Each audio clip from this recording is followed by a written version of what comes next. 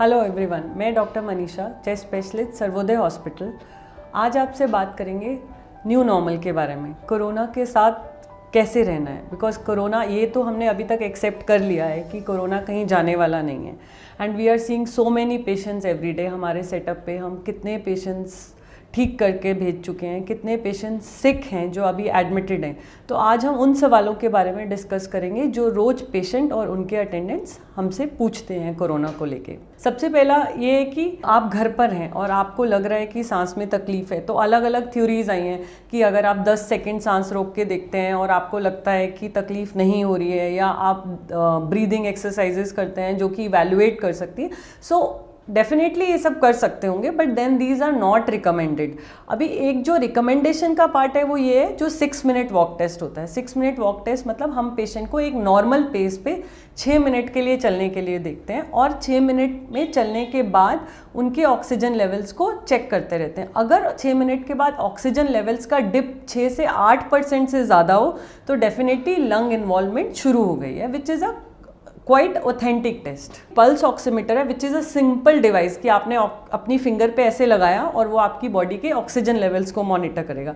सो अगर आपके oxygen levels जो नॉर्मली 95 to 97% होते हैं, अगर वो 95 से नीचे आते हैं और डिक्रीजिंग ट्रेंड रहता है, लाइक 95, 94, 93 ऐसा रहता है, तो दैट्स एन अलार्म। तो अब आपको डॉक्टर के कॉन्टैक्ट में आना है, डॉक्टर की एडवाइस लेनी है एंड फर्दर चेकअप्स के लिए जाना है।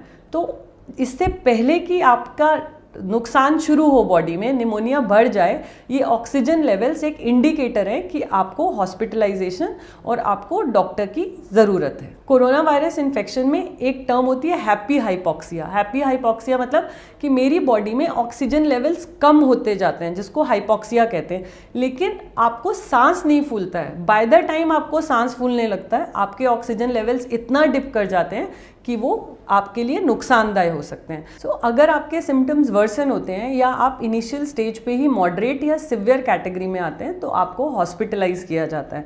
हॉस्पिटलाइजेशन के दौरान आपके ऑक्सीजन लेवल्स, ऑक्सीजन डिमांड्स और जो भी बॉडी के सिम्टोमेटिक रिलीफ की मेडिसिन हैं वो दी जाती हैं। आजकल हमारे पास काफ़ी मेडिसिन अब अवेलेबल हैं which are although under trial, जैसे कि HCQs हैं, कुछ एंटी इन्फ्लेमेटरी ड्रग्स हैं। जैसे कि हमारी बॉडी बहुत ज़्यादा फाइट में जाती है कोरोना से, तो हमारी बॉडी में बहुत इन्फ्लेमेशन होती है। उस इन्फ्लेमेशन को रोकने के लिए कुछ anti inflammatory drugs like tocilizumab available हैं।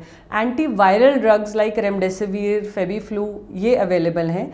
और HCQs, another drugs are steroids are added to the therapy if things worsen. अगर बीमारी बढ़ती है तो स्टेरॉइड्स और ब्लड थिनर्स को भी ऐड किया जाता है। So that depends upon the आपकी सिवियरिटी कितनी है। कि देखा गया है कि corona infection is a hyper coagulative state. Hyper coagulate मतलब इसमें खून गाढ़ा हो जाता है और कहीं कहीं जम जाता है, जिसकी वजह से लंग्स में ऑक्सीजन की कमी हो जाती है। सो इसीलिए हम इसमें खून पतला करने की दवाई देते हैं। सो जो पेशेंट्स एल्डरली हैं, 60 साल से ऊपर के हैं और उनमें कोमॉर्बिड कंडीशंस है, जैसे उनमें डायबिटीज़, हाइपरटेंशन, किडनी या ऐसी कुछ बीमारियां हैं, तो उनको हमें हॉस्पिटलाइज करना पहले ही स्टेज पर शुरू कर देना चाहिए। तो अगर आपने टेस्ट कराया और आपका टेस्ट पॉजिटिव आता है तब क्या करना है? क्या फिर से हमें उस चीज़ को लेके पैनिक करना है?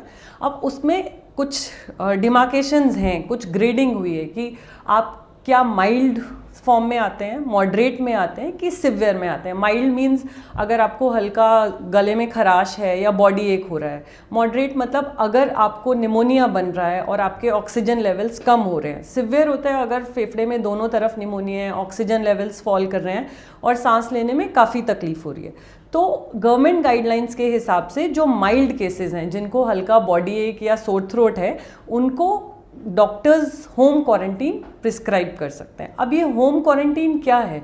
होम क्वारंटीन का पर्पस क्या है? होम क्वारंटीन का पर्पस एक तो ये है कि आप घर में एक कमरे में रहें, क्योंकि आपको हेल्थ केयर को बर्डन नहीं करना है। आज के टाइम में इतने सारे केसेस हैं, तो जो पेशेंट्स कंपैरेटिवली स्टेबल हैं वो होम क्वारंटीन में रहें, ताकि जो सिक पेशेंट्स हैं उनको जेन्युइन केयर मिल सके। तो आपको घर पर रहना है, लेकिन क्योंकि आप इन्फेक्शियस हो और फैमिली को भी इन्फेक्ट कर सकते हो, तो आपको घर में अपने आप को आइसोलेट करके रखना है, घर के बाकी मेंबर्स से आइसोलेशन में रहना है। उसको एक वेल वेंटिलेटेड रूम जिसमें अटैच टॉयलेट बाथरूम हो और जहाँ पे पेशेंट अपने आप कि टेक केयर कर सके, उसको वहीं पे लिमिटेड रहना है।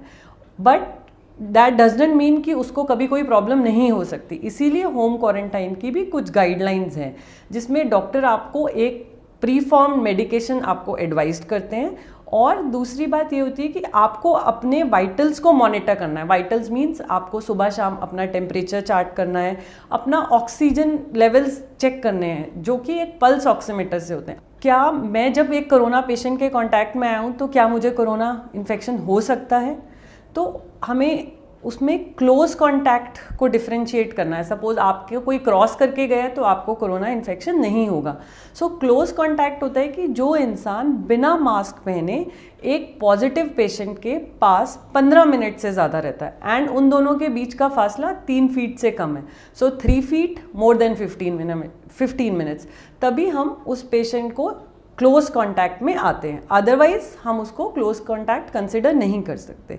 तो अगर आप क्लोज कांटेक्ट में आ गए हैं, अगर आपको पता नहीं है और उसके बाद आपको पता चलता है कि 2 दिन के बाद वो इंसान का पॉजिटिव आया है, तो आपको क्या करना है, आपको कितना पैनिक करना है, आपको कौन से टेस्ट कराने हैं कि नहीं कराने।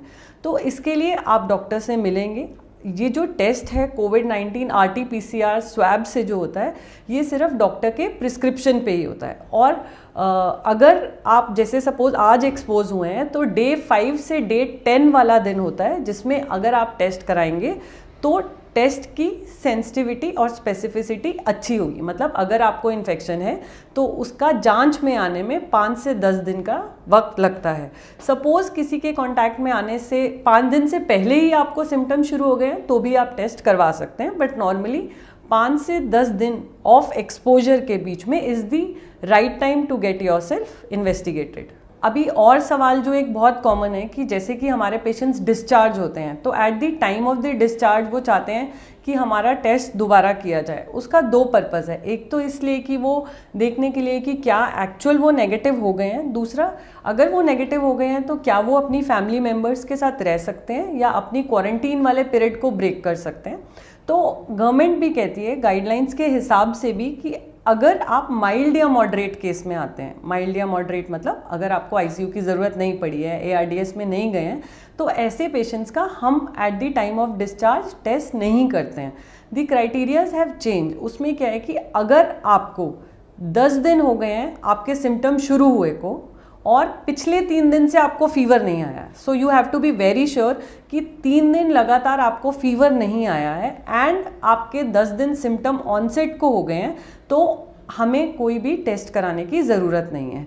हम अपना क्वारंटाइन पीरियड फिनिश कर सकते हैं और नॉर्मल अपनी सोशल रिस्पॉन्सिबिलिटीज़ कैरी ऑन कर सकते हैं।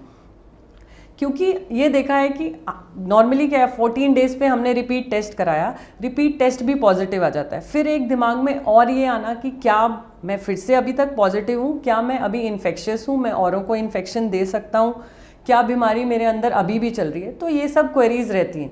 तो हमें ये समझना है कि जब हम 14 दिन के बाद भी टेस्ट करते हैं तो बहुत लोगों का पॉजिटिव आता है। दैट डज नॉट मीन कि उनके अंदर इन्फेक्शन है।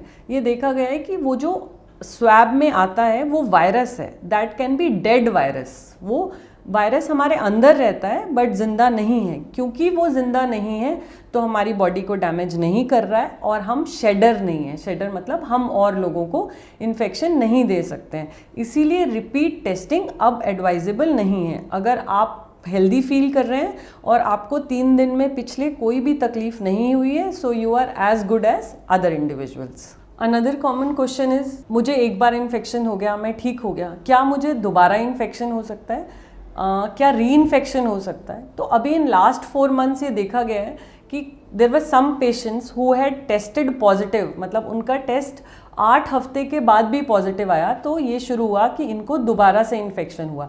लेकिन जब उसको हमने टेस्ट किया तो पता चला कि वो री इन्फेक्शन नहीं है, वो पहले वाले वायरस ही रह रहे हैं। सो अगर आपको एक बार इन्फेक्शन हो चुका है, आपकी बॉडी में एंटीबॉडीज़ डेवलप हो चुकी हैं and they are significant enough कि वो बीमारी से या वायरस से लड़ सकती हैं, तो आपको री इन्फेक्शन होने के चांसेस नहीं हैं, ऑल्दो आप टेस्ट में पॉजिटिव आ सकते हैं। सो RT-PCR के बेसिस पे हम ये डिसाइड नहीं करेंगे कि इन्फेक्शन रह रहा है कि नहीं।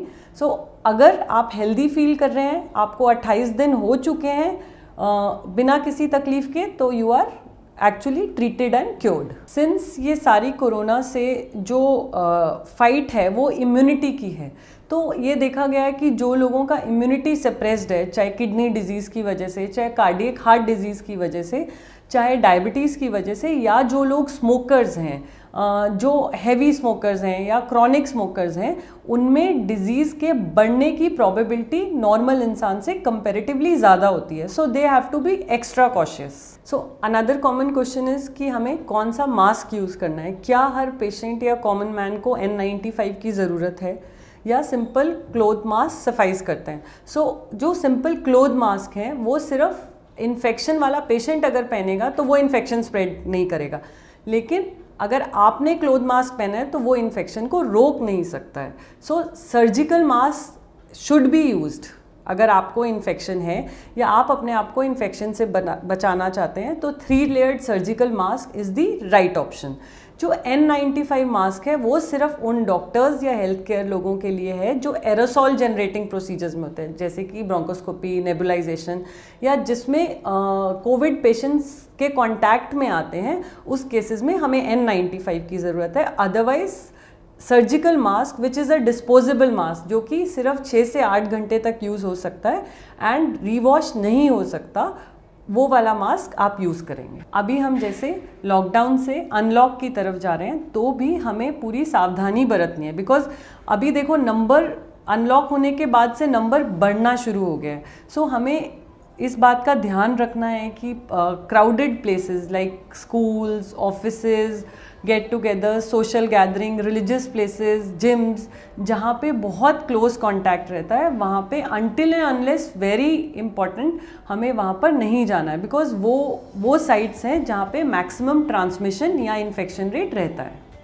उम्मीद करती हूँ कि इस वीडियो के बाद आपके मोस्ट ऑफ द कॉमन सवालों के जवाब मिल गए होंगे, बट आपको ध्यान रखना है, स्टे सेफ। वायरस आपके पास चल के नहीं आएगा, आपको ही सावधानी बरतनी है अगर आपको इस वायरस से जीतना है।